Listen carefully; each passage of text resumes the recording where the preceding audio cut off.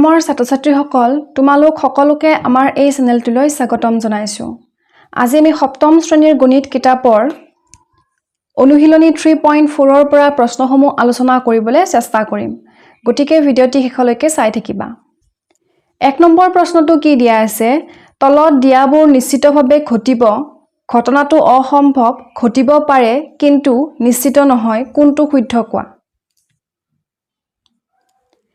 1 নম্বৰটো চোৱা কি দিয়া আছে? অহা বছৰ স্বাধীনতা দিৱস 15 আগষ্টত উদযাপন কৰা হ'ব।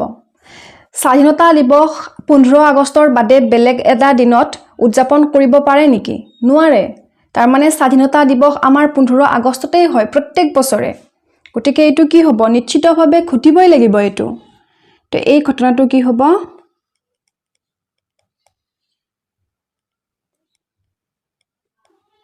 নিশ্চিতভাৱে ঘটিব। 2 নম্বৰটো কি দিছে চোৱা? তুমি ভাল ৰিজাল্ট কৰিলে এটা পুৰস্কাৰ পাবা। এইটো কি হ'ব পাৰে?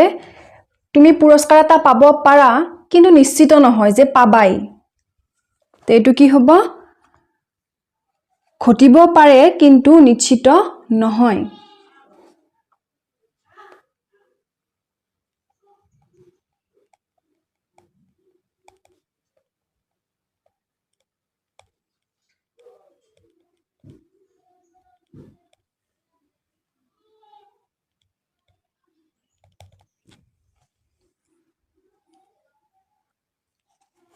তিনি নম্বৰটো চোৱা, অহা সপ্তাহত বুধবাৰৰ পিছৰ দিনটো শুক্ৰবাৰ হ'ব। বুধবাৰৰ পিছৰ দিনটো শুক্ৰবাৰ হ'ব পাৰে নেকি? নোৱাৰে। গতিকে এইটো কি হ'ব? একেবাৰে অসম্ভৱ হ'ব এইটো।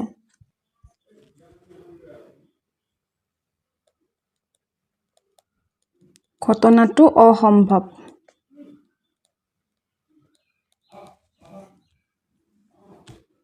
4 নম্বৰটো চোৱা, তোমাক আজি বন্ধুজনে দেখা কৰিব। এইটো কি হ'ব? তোমাক আজি বন্ধুজনে দেখা কৰিব পাৰে কিন্তু নিশ্চিত নহয়, নকৰিবও পাৰে। তো এইটো কি হ'ব? ঘটিব পাৰে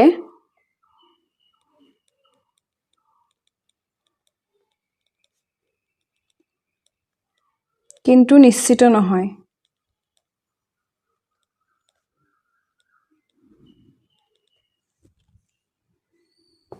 5 নম্বৰটো চোৱা, তুমি চিৰিয়াখানালৈ গ'লে ডাইনাছৰ দেখা পাবা। এইটো তোমালোকে কৰিবা।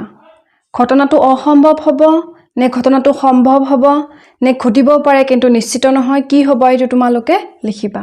আৰু যদি নোৱাৰা তেতিয়াহ'লে জনাবা, মই কৰি দিম। 2 নম্বৰটো কি দিছে চোৱা, এটা পাত্ৰত 4টা মাৰ্বল আছে, এটা ৰঙা, এটা হালধীয়া, এটা ক'লা আৰু এটা বগা ৰঙৰ।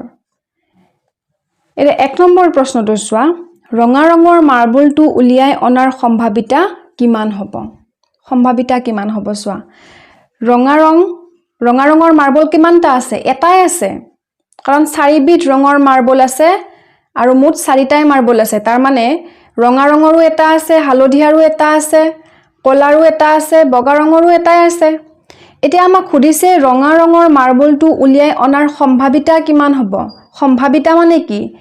কিমান বাৰ ৰঙা ৰঙৰ মাৰ্বলটো উলিয়াই অনাৰ সম্ভাৱনা আছে? কিমান বাৰ? এবাৰে। যিহেতু ৰঙা ৰঙৰ মাৰ্বল এটাই আছে, গতিকে সম্ভাৱিতাও কি হ'ব? একেই হ'ব। এতিয়া সম্ভাৱিতা আমি কেনেকৈ লিখো চোৱা। মুঠ মাৰ্বল কিমান আছিল? মুঠ মাৰ্বল 4টা আছিল। গতিকে তলত লিখিম 4। ৰঙা ৰঙৰ মাৰ্বল উলিয়াই অনাৰ সম্ভাৱিতা কিমান হ'ব? 1 হ'ব। কাৰণ এটাই আছে বুলি আমাক দিয়া আছে। গতিকে ওপৰত কি হ'ব? 1 হ'ব। 4/1। তাৰ মানে মুঠ মাৰ্বল 4টা আছিল। এই 4টা মাৰ্বলৰ ৰঙা ৰঙৰ মাৰ্বল উলিয়াই অনাৰ সম্ভাৱিতা হ'ল 1, 4/1। তো সম্ভাৱিতা আমি এনেকৈ লিখোঁ।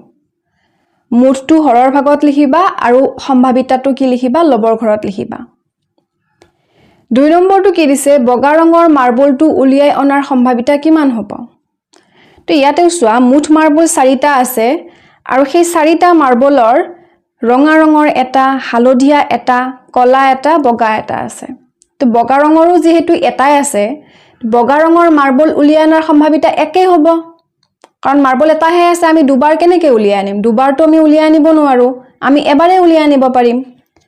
গতিকে ইয়াতো কি হ'ব? 4/1 হ'ব, কাৰণ মুঠ মাৰ্বল 4টা আছিল, বগা ৰঙৰ মাৰ্বল আমি এবাৰে আনিব পাৰিম, সেইকাৰণে 4/1।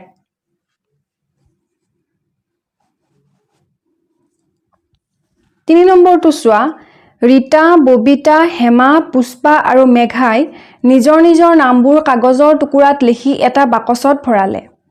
মেঘাই বাকচৰ পৰা এটা নাম উলিয়ালে। তাই নিজৰ নামটো উলিয়াই অনাৰ সম্ভাৱিতা কিমান হ'ব?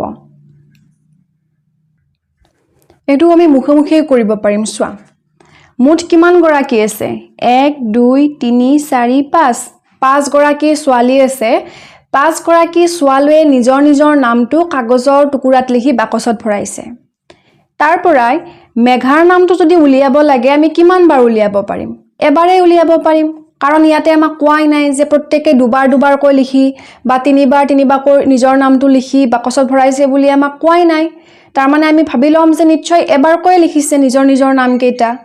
যিহেতু এবাৰে লিখিছে, ৰীতা বুলি এবাৰে লিখিছে, বা ববিতা বুলি এবাৰে লিখিছে, বা মেঘা বুলি এবাৰ লিখিছে, গতিকে মেঘা নামটো আমি কিমান বাৰ উলিয়াই আনিব পাৰিম? এবাৰে উলিয়াই আনিব পাৰিম। গতিকে সম্ভাৱিতা কি হ'ব? সম্ভাৱিতা আমি কেনেকৈ লিখোঁ? মুঠ সংখ্যাটো আমি তলত লিখোঁ। মুঠ সংখ্যা মানে ইয়াতে কি হ'ব? কিমান গৰাকী ছোৱালী আছে? 1 2 3 4 5, 5 গৰাকী ছোৱালী আছে। সেই 5 গৰাকী ছোৱালীৰ ভিতৰত মেঘা নামটো উলিয়াই অনাৰ সম্ভাৱিতা কি হ'ব? 1 হ'ব, মানে এবাৰে উলিয়াই আনিব পাৰিম। তাৰমানে 5/1।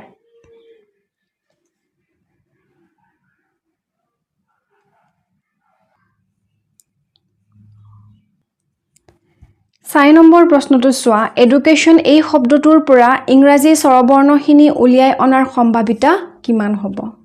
এতিয়া ইংৰাজী স্বৰবৰ্ণকেইটা কি?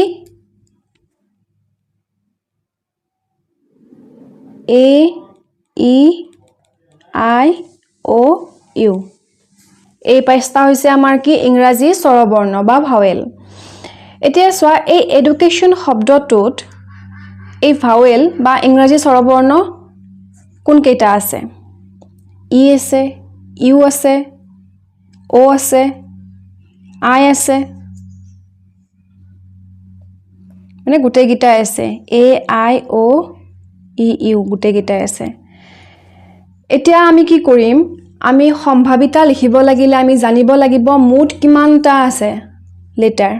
1 2 3 4 5 6 7 8 9, মুঠ আছে কিমানটা? 9টা, আৰু মুঠটো আমি তলত লিখোঁ, হৰ হিচাপে লিখোঁ। এতিয়া এই স্বৰবৰ্ণ 5টা উলিয়াই অনাৰ সম্ভাৱিতা কি হ'ব?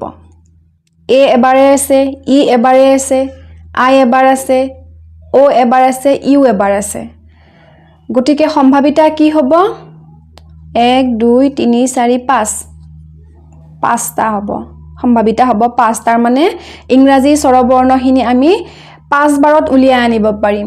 এ এবাৰত আনিলোঁ, দুবাৰত ইক লৈ আহিলোঁ, 3 বাৰত আইক লৈ আহিলোঁ, এনেকৈ আমি যিহেতু 5টা আছে, গতিকে 5 বাৰত আমি আনিব পাৰিম। সেইকাৰণে সম্ভাৱিতা হ'ব 9/5। মুঠ 9টা আছিল, 9ৰ স্বৰবৰ্ণ কিমানটা আছে? 5টা আছে।